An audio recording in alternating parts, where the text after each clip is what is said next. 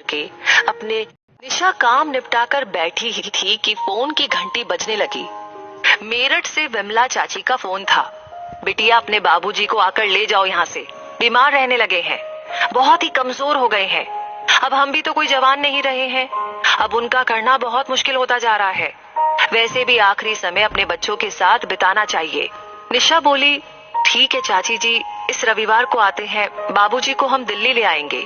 फिर इधर उधर की बातें करके फोन काट दिया। बाबूजी 3 भाई है, पुश्तैनी मकान है, तीनों वहीं रहते हैं। निशा और उसका छोटा भाई विवेक दिल्ली में रहते हैं अपने अपने परिवार के साथ। 3-4 साल पहले विवेक को फ्लैट खरीदने के लिए पैसे की आवश्यकता पड़ी तो बाबूजी ने भाइयों से मकान के अपने 1/3 हिस्से का पैसा लेकर विवेक को दे दिया था। कुछ खाने पहनने के लिए अपने लायक रखकर।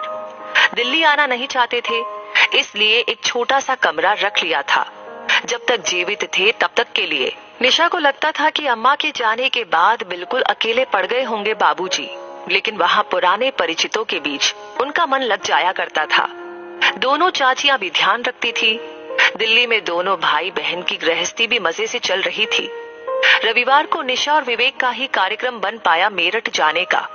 निशा के पति अमित एक व्यस्त डॉक्टर है, महीने की लाखों की कमाई है। उनका इस तरह से छुट्टी लेकर निकलना बहुत मुश्किल है। मरीजों की बीमारी न रविवार देखती है न सोमवार। विवेक की पत्नी रेनू की अपनी जिंदगी है, उच्च वर्गीय परिवारों में उठना बैठना है। इस तरह के छोटे मोटे पारिवारिक पचड़ों में पड़ना उसे पसंद नहीं। रास्ते भर निशा को लगा विवेक कुछ अनमना गुमसुम सा बैठा है। वो बोली, इतना परेशान मत हो, ऐसी कोई चिंता की बात नहीं है, उम्र हो रही है, थोड़े कमजोर हो गए हैं, ठीक हो जाएंगे। विवेक झेपते हुए बोला, अच्छा खासा चल रहा था, पता नहीं चाचा जी को ऐसी क्या मुसीबत आ गई कि 2-4 साल और रख लेते तो क्या होता।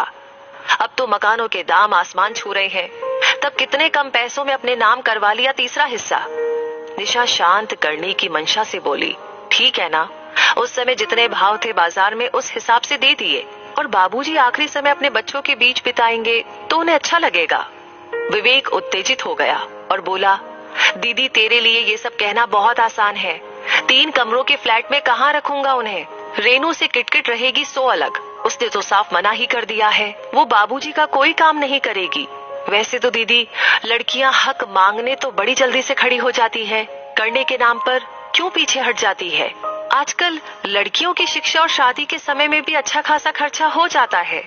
तू क्यों नहीं ले जाती बाबूजी को अपने घर, इतनी बड़ी कोठी है, जिया जी की लाखों में कमाई भी है।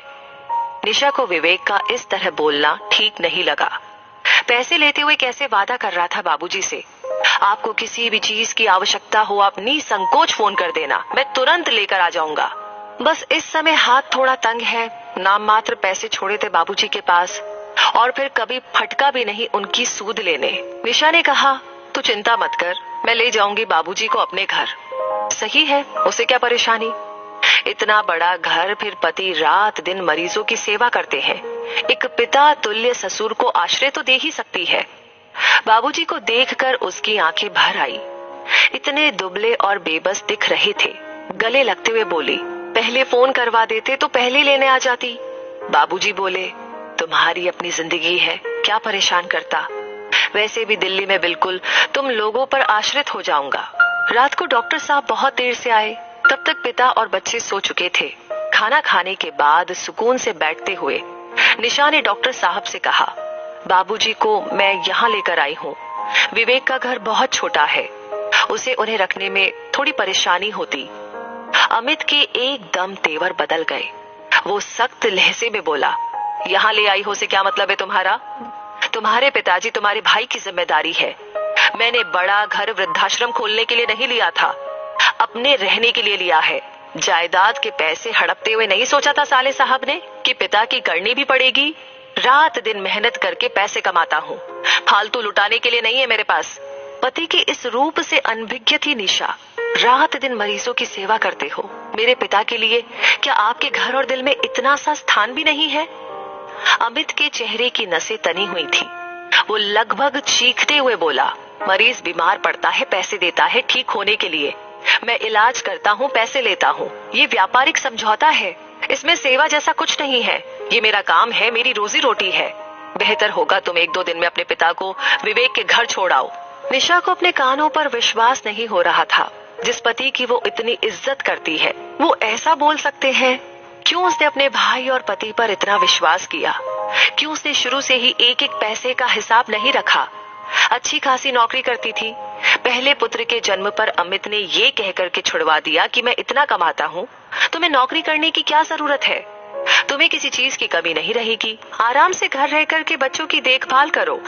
आज अगर नौकरी कर रही होती तो अलग से कुछ पैसे होते उसके पास, या 10 साल से घर में सारा दिन काम करने के बदले में पैसे की मांग करती तो इतने तो हो ही जाते कि पिताजी की देखभाल अपने दम पर कर पाती।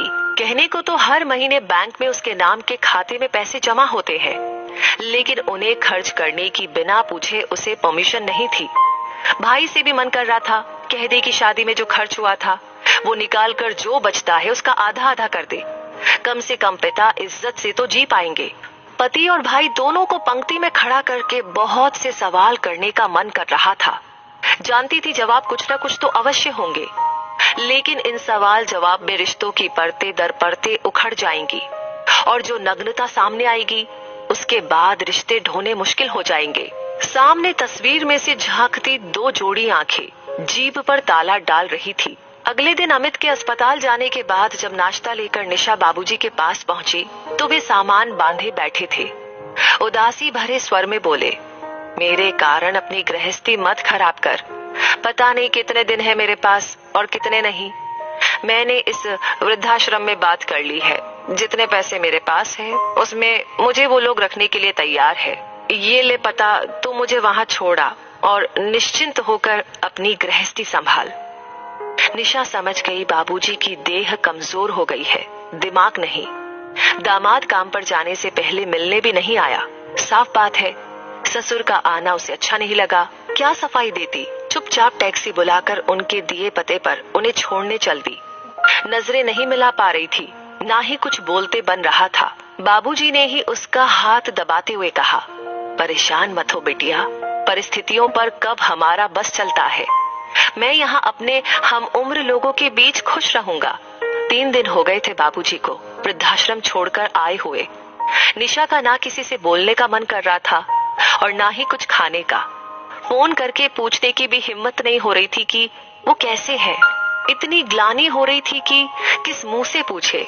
वृद्धाश्रम से ही फोन आ गया कि बाबूजी अब इस दुनिया में नहीं रहे। 10 बजे थे, बच्चे पिकनिक पर गए थे। 8-9 बजे तक आएंगे। अमित तो आते ही 10 बजे तक है। किसी की भी दिनचर्या पर कोई असर नहीं पड़ेगा। किसी को सूचना भी क्या देना। विवेक ऑफिस चला गया होगा, बेकार छुट्टी लेनी पड़ेगी। रास्ते भर अविरल अश्रु धारा बहती रही।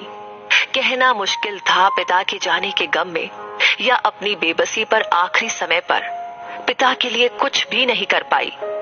3 दिन अमित ने उसके पिता को मान और आश्रय दे दिया होता तो वो हृदय से अमित को परमेश्वर मान लेती। वृद्धाश्रम के संचालक महोदय के साथ मिलकर उसने औपचारिकताएं पूरी की।